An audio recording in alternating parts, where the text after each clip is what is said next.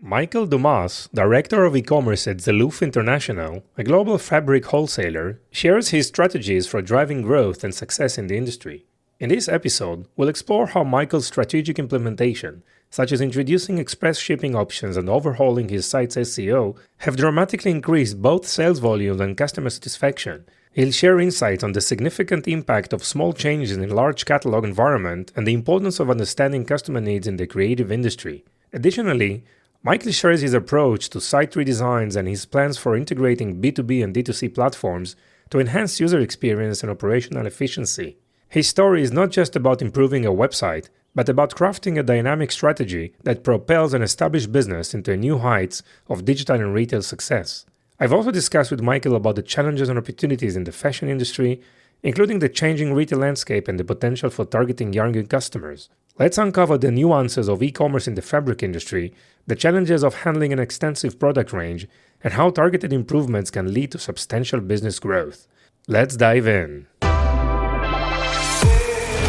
Welcome to the Ecom Pulse, your heartbeat to the world of e-commerce. I'm your host, Eitan Kotter. Join us as we meet with industry leaders, marketing experts, and the innovative minds behind the tech that is shaping the e-commerce future. So plug in, gear up, and get ready for a pulse-pounding journey into the heart of e-commerce. Hi, Michael. How are you? Good, Eitan. How are you? Doing well. Thank you so much. How is New York? How's the weather? Oh, it's normal. It's raining. Really? Yeah. Normal raining, right? Torrential rain, like we're on the island we are. Okay. Here it's officially summer. So it's that's it, short sleeves and great start of the year. So Mike, I really appreciate the time.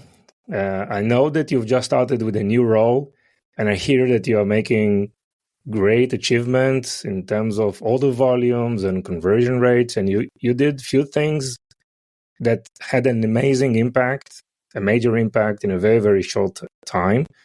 So we would love to learn more about your new role, what exactly you did there to make such a substantial difference in a very short period. Sure. I took a new role as Director of E-commerce at a wholesaler of fine women's wear fabrics, and they had a direct-to-consumer line, a site that's been around for 3 or 4 years, really moving with a huge catalog. We're talking 38 to 40,000 SKUs. Wow. And huge. Yeah. It's huge. And the inventory isn't deep on everything, but there's just a huge breadth. And with that, what I was able to do was kind of look at the basics where they were. And I noticed there was no express shipping being offered to consumers. And for the little work that I had done researching who the customer was, I know they're creative people. And it's the simple equation of time, value, money. Sure. Yeah. People want things when they want them, and they're willing to pay for it. So I added express shipping. I added first overnight, and 2-day options. And I used Shopify's own shipping platform. Mm-hmm. And then I offered US Postal Service rates too for 2-day shipping or priority, just so customers could compare and see that it's more expensive than using UPS. Okay. And what's happened is about 15% of our orders today are using express shipping. Wow. Which wasn't available. It wasn't available at all. Okay. And what's the most interesting is there's a free swatch program that was implemented a few years back. And customers can essentially order a sample of fabric to look at the color, feel it. And they're charged a standard shipping rate. And it was through the Postal Service. Mm-hmm. What's interesting is the few orders that use express shipping for swatching. They want to know what fabric they need to order today. These are businesses. They're willing to pay. And that little change started the order volume to increase. And Google has this kind of merchant search metrics that you should apply to. When you've been doing e-commerce for a while, you know to check this page and see how you rank based on their monikers of what you need to do on your site to rank higher. So, of course, express shipping is one of those. Nice. One thing I noticed when I went to this webpage was that no one had submitted the sitemap to Google. Mm-hmm. And a sitemap is kind of important to allow the robot, the crawler, to look at all the pages and glean the best information on that page. Well, I did that. I submitted it. Mm-hmm. And almost overnight, our organic search volume increased by 1,000 visitors. Wow. And now I see a little bit of bot traffic on time to time that Google doesn't flag, but still we're over 3,500 clicks now per month, which this is organic traffic, not paid, which is a huge increase. Amazing. And basically what I'm working on right now, because of the nature of the business, I have things in the future. One of them is a site redesign. I proposed to the company the good, the middle, and the cheap. Okay. The cheap was I redesigned the website with the best of my know-how. I've done a few web pages in my day. And I said, I can do it with very minimal help, but it may not be the best.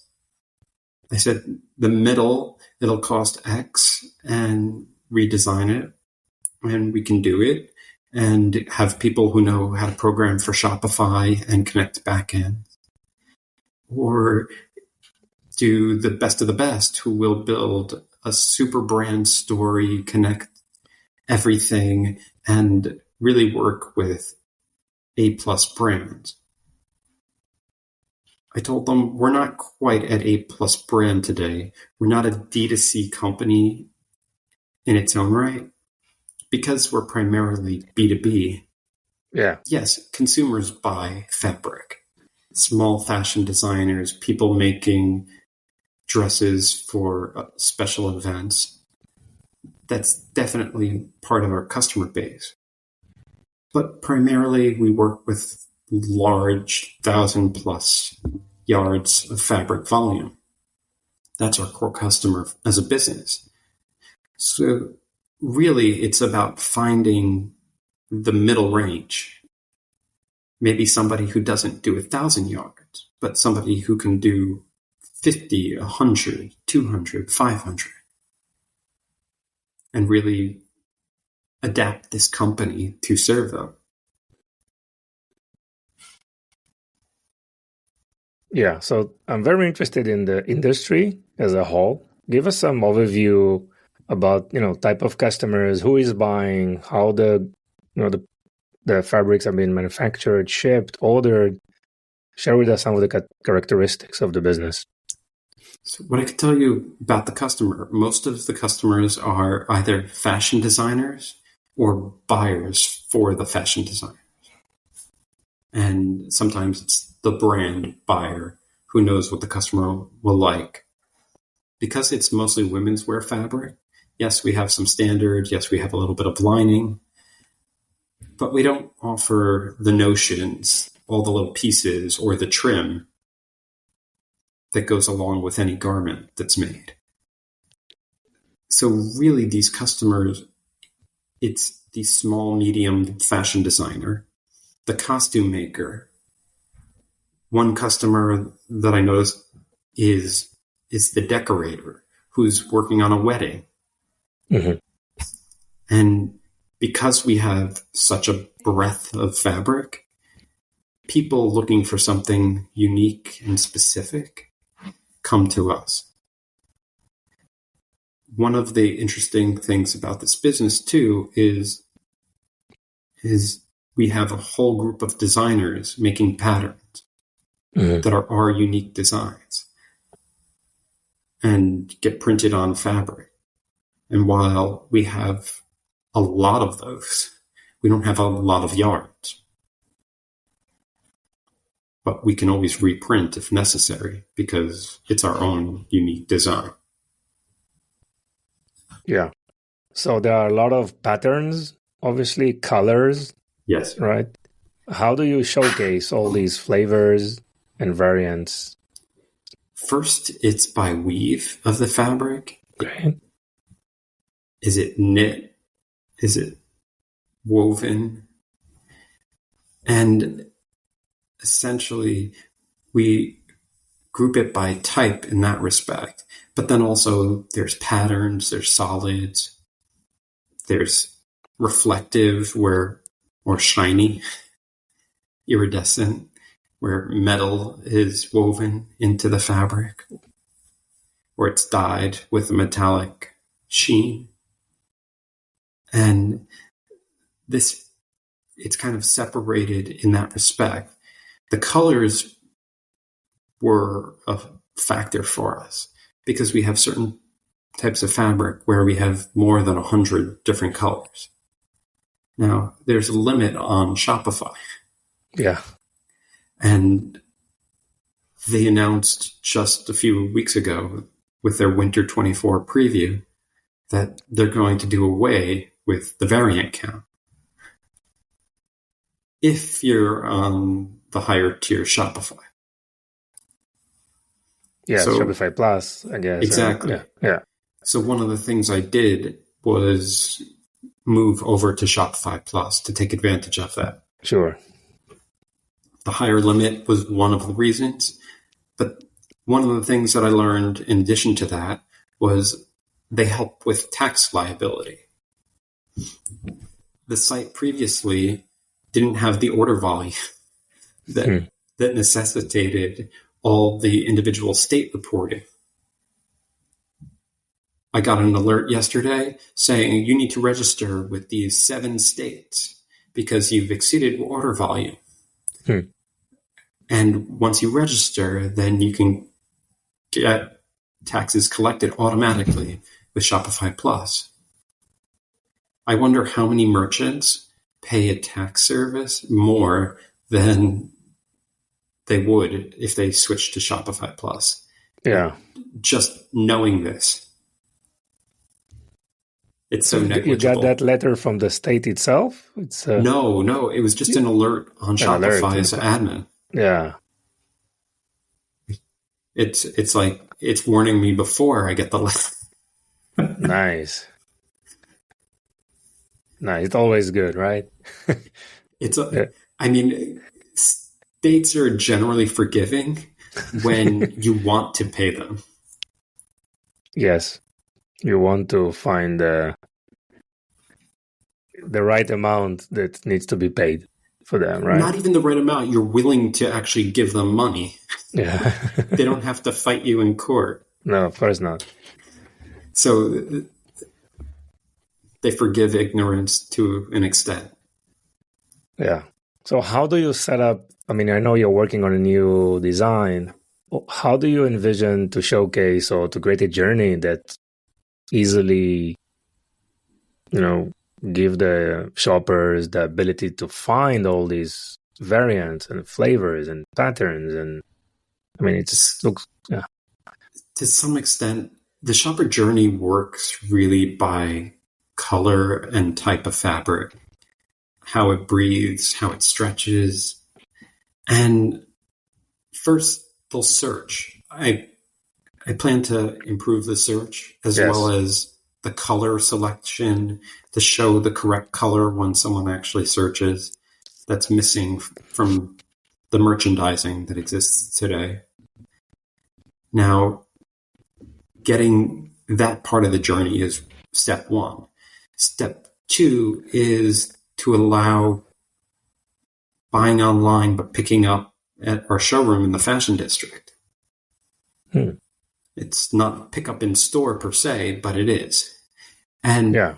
part of the reason why I want people who are getting, whether they're getting swatches or full fabric, the ability to come here in Manhattan and then go to our competitors essentially or counterparts and find the trim and the notions and clasps that they need to finish a garment.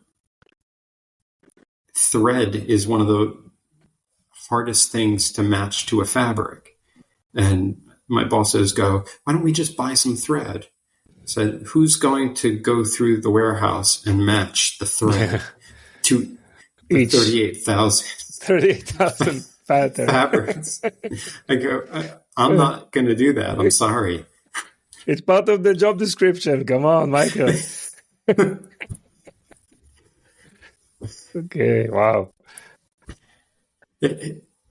But I do plan to offer different kind of notions or tools in the future to just offer as a buy together option. Yeah. I haven't exactly prioritized it today, but it is something I want to do. I think it'll be good for the customer to help with their journey, buy something not necessarily at the lowest price, but at the right price. Yeah. You're not coming to us for the scissors or the cutting wheel, the seam ripper. Mm-hmm. But you are coming for the fabric, and you know what? I need one of those.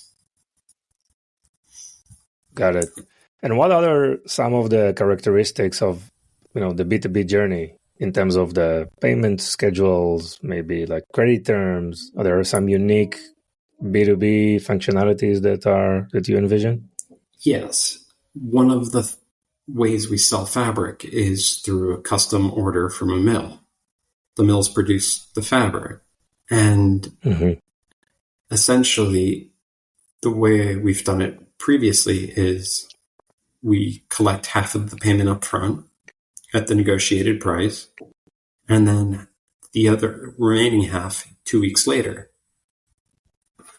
Without Shopify Plus, one has to create a draft order, invoice the customer for 50% worth of the order, which is the physical goods, then invoice non-physical goods, another order for the remaining 50%. Yeah. 50%. But if you want to collect taxes on that other 50%, you have to have physical goods. Otherwise, Shopify won't collect taxes. Which, it means that there are two orders that you have to both mark as delivered when they actually get delivered. And part of the migration is truly being able to set payment terms for a particular customer in a particular instance, where I could do net 14 and 50% down net 14. Sure. And it's just that flexibility for B2B. It's built in. It's part of Shopify's upsell. Yeah. And in terms of the approval of new sellers, is it like they're opening a request and it's a manual job that someone is doing there internally? Right now, yes. I think for B2B, yes. Part of my plan for the future is to segment our catalog. Every season, we offer new styles. And with that new collection, I want to offer it specifically to our B2B customers. We bring in a certain amount of yardage to sample, but we don't necessarily produce full quantity, thousands of yards, until we sell basically the sample yardage. And really part of what happens is we have it in our showroom. We show it to our buyers. They come in, they look, and some of the fabric gets bought. Some of the older fabric gets bought. Now, part of this plan is to allow those customers who browse our public website today to see the B2B website, and they could have their own terms connected to our ERP. ERP integration isn't 100% great today. Yes, I have inventory. Yes, I have orders brought in. There could be more, but it would be very expensive to do. Yeah. And the plan is just to make it easy for the customer to shop however they want to shop. And really have that flexibility. And then also not sell our sample yardage of our latest season to the consumer, essentially, or the savvy business who knows that we offer this. Yes. And how do you manage the back-end side of things? Supply chains, inventories. I mean, this amount of SKUs. Are you able to forecast? There are some trends throughout the year, or how's it working? Because it sounds to me like there's a very innovative algorithm there that we need to study. I've started to study this. What's interesting is, other than the custom development that we've done, we really haven't had a lot of sellers of one particular style. We've sold out of a few colors. But that being said, they're trendy colors, which may not come back in a year's time. Mm-hmm. Essentially, our wholesale business, we ship things by boat, of course, and we do that approximately twice a year, unless we have samples more that we need, and we'll have other containers brought in throughout the year. But essentially, we have deep inventory of certain styles of black, white. Yeah. Like high runners, right? Exactly. Yeah. Where customers will always buy. There are dressmakers, sample makers here in the city or in and around the city who will buy fabric from us consistently. Okay. And you need 10 yards? Sure, we've got that. You'll get it tomorrow. So you know better or earlier than everyone what are the trending colors for the summer, right? To some extent, yes. Okay. But it's not really me. We have a couple of designers who are really specialists in this. Sure. And what's interesting, I mean, we know that velvet is going to be popular in the fall. So certain people are starting to buy velvet now. What I haven't figured out from a marketing standpoint is whether to target the fall styles today or wait until June, July, August. Yeah. To give people 90 days to make their garments. And understanding that cadence, the forecast, it's interesting. I'm going to put certain things on a boat. And what you said about kind of understanding the customer journey, one of the plans for this new website is to really request additional yardage.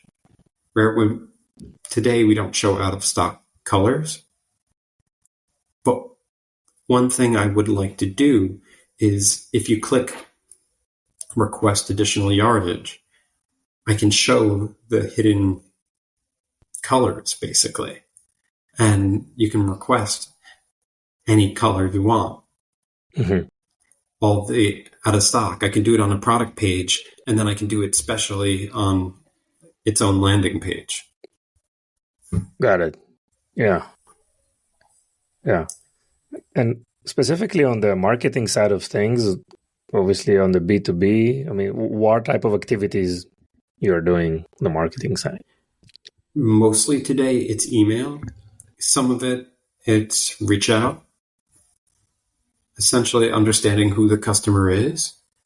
And today it's not digital to request additional yardage, but having an open conversation with the customer, thanking them for the business and asking if there's anything additional that they need. They're businesses after all. And anyone calling, offering to help, do you need additional fabric? We can custom develop something for you if you need. Okay, custom develop. Interesting. So most of the focus is on retention, like trying to sell more to existing customers. That's the Right now, primary yes. I mean, but we're also reaching out to new customers, planned keywords, performance max campaigns on AdWords. I mean, Google does a good job, and with the campaigns that are actually working, I've only improved it. I'm working on copy now for additional campaigns, making sure it matches not only what the customer is looking for, the fabric type that's correct, as well as truly targeting people and styles that we have stock in. It doesn't make sense to look for a red kind of fabric that we just don't have inventory of. Sure. And yes, because of our inventory, we may have other styles with that, but that's not necessarily exactly what the customer is looking for. Sure. Yeah, it needs to be exactly right. It's, yeah. It's true. So, Sorry. No, go ahead. I was going to say, so also with this B2B marketing, one of the things that I'm approaching is kind of the consumerization of the business today and how people get targeted for business on their personal accounts today with retargeting. Mm-hmm. And one of my plans is to really start a social media campaign. And I have a new hire starting on Monday who's going to be assisting with that. So that's primarily on Meta? I think it's really going to be primarily TikTok. And then a little bit Instagram. Yes, we have a Meta shop. I plan to start a TikTok shop. But unless I have quality videos, nobody's going to find me. Exactly. You need to start creating videos. Exactly. And that's going to be interesting to see. I hear that's the platform that you offer. Okay. Yeah. We'll talk about it later. No problem. That's okay. Yeah, but I would, that TikTok, obviously, everything is around video, right? And short-form video, captivating video. They also encourage live events, obviously, and of course. But I think it's a step-by-step, right? It's a process, and the challenge is to target those people that are really interesting, that you need to attract, right, on the B2B side. It's exactly it. And some of it is really understanding what you can make with the fabric. What can a designer do specifically? Mm-hmm. But then also just understanding who that customer is. And are they a startup? Are they a normal fashion designer just churning out clothing at a factory? And one of the things that I'm trying to do is expand our offering for types of fabric. Because as I throw out the big net, mm-hmm. if I have even a bigger net, if I can offer some cotton, if I can offer some suiting fabric, we have some SKUs that work for activewear, but not a lot. Mm-hmm. And truly merchandising the fabric kind of for the specific purpose. It really makes it easier for people to shop. Sure. So actually you're doing a lot of things. You're open to almost any aspect of the business, whether it's social commerce, videos, expanding product lines, expanding SKUs, right? Try to expand existing business with existing customers. So it looks very exciting times for you, right? It's exciting. I was pitched a job kind of like entrepreneurial, if you will. Uh-huh. And I've always kind of worn that hat within any organization. Back years ago when I was with Acco Brand selling office supplies, it was the same idea where my hand's in a lot of places, but the idea is to go where I can get the most sales in the least amount of effort. and then tackle things that are necessary, but then also kind of grow for the future. One thing the office manager here, she asked me to handle was finding someone to give our header yardage that we would normally dispose of, who I could give to recycle. So I found this company, like Proof It Can Happen, and a man named Anthony and a woman named Alexis who's been handling this. And they picked up a whole bunch of header yardage that they're turning into other products. Well, the amount of product that we have, it's too much for them to handle. They don't have that big of a space. But they put me in touch with the Fashion High School for Design here, and I'm trying to work on a way to give them a whole bunch of fabric. It's not a lot of yardage, but it's interesting things that people could make, interesting garments, quilts, other things, bags, scarves, even earrings that are adorned. That's a good story for the sustainability part of the new website, right? It could be. I'm trying to understand, and I'm trying to teach the company that their future is based on young designers, and giving product, giving help to younger people, it's going to pay off in dividends. Anything that we can do to just offer, whether it's free shipping or pickup for the students who are here in the city. FIT's 10 blocks away. Yeah. Those students I know come shopping, even in my building. And it's not hard.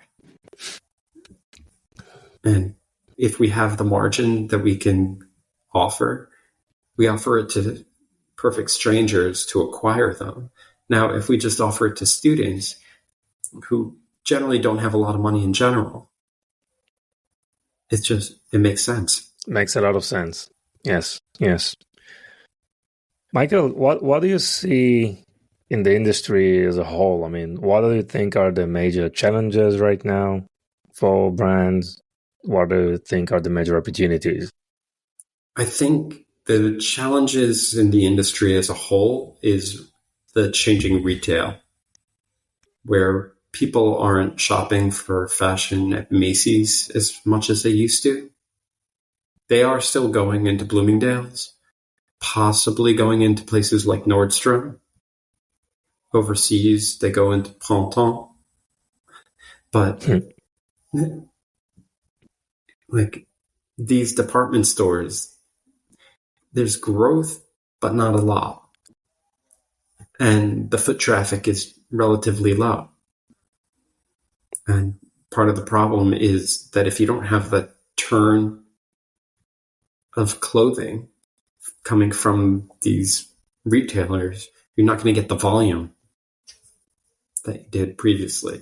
And that's really the biggest challenge. The opportunity, though, as a brand, is understanding where you are as a brand and finding the next generation and really kind of cementing that with the future. If you kind of get those impressions today on the youth, you will pay off in dividends in 5, 10, 15, 20 years. But you really have to have that long-term vision. Yeah. And are companies today willing to do that? There's still a decent amount of business. There's a lot of designers. No one's going away in that respect. But also, the runway doesn't necessarily pay for the business. It's really about kind of making a name for yourself and that branding. And then it's about selling the right priced garment. Yeah. And in terms of some of the opportunities that you see? I see long term for us, I see a showroom for the D2C smaller business consumer. I see that in my future, whether it's retail or just kind of down here. Part of the showroom is yet to be seen. But truly understanding and being able to take orders for the warehouse and have it taken back to the showroom or shipped to somebody's home. I think that's the huge opportunity for us. It's really the retailization of this business, especially where the largest competitors, Joann's, is in bankrupt again. Right? Yeah. That large footprint of the crafting and the fabric. The question is, what are their top sellers, and understanding that and truly taking some of that share. There's growth there. They still sell a lot of customers. Sure. But how many are selling women's wear fabric specifically? Finding the right fabric for the right garment. That's the dressmaker's it's their job. Yeah, for sure. Michael, now we're very interested in a fun fact about you that most of your network or professional network are not aware of. So share with us some interesting story. I mean, I would say the most interesting fun fact is that in the 4th or 5th grade, and then later in the 6th, I won an invention contest at school where I invented the upside-down ketchup bottle. Really? Yes. You invented the upside-down ketchup. That's why you didn't see it for 14 years. Really? Wow. Nice. And I understood basic physics and gravity, and I put a spout on the bottom. Wow, nice. So you're a product guy in your heart, I think, right? In my heart, I'm a consumer guy. Okay. I've always been. I've understood what the customer wants. And it's not that hard to give them what they want. Mm-hmm. You solve a problem. I mean, I went into study in school. I studied computer science. But what I was most interested about there was really kind of the technology of the user interface. How did it get used? Video game programming. How did it get played? And understanding the web technology that powered it. It's useful. For sure. Great. Michael, anything else you want to add? I mean, the other fun fact about me is after 9/11 in the city here, I got a job working at a contemporary art gallery, which selling contemporary art really got my feet wet. Selling anything, it's understanding who the customer is, understanding how to market and sell more work by getting them better product, and then working with the artists then to get the best product available. Am I a product guy? A little bit. Am I a marketing guy? Also, yes. Tech? Sure. Logistics? Yes. This is e-commerce. It's everything in the kitchen sink. Yes. Director of e-commerce doing everything, back end, front end, and everything in the middle, right? Exactly. Yeah. That's probably the best job description that I can think of as well. So well done. And then at heart, it's also sales. It's closing that deal. But you have to do everything else perfect in order to make sure you keep selling. And upselling. It's true. Yeah. Cross-selling. Great, Michael. It was really a pleasure. Thank you so much for all the invaluable content. Wish you all the best in the new role. Plenty of things that you need to still execute, right? So exciting times. Exactly. I mean, part is planning, and then the next part is project management to do. Sure. Great. Thank you so much, Michael. For this. Thank you for joining us on this episode. Your support means the world to us.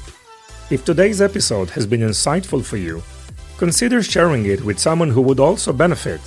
Even one share can make a big difference. Looking to elevate your e-commerce game? Discover Vimy, a multi-channel e-commerce platform that will transform your business with the power of shoppable video.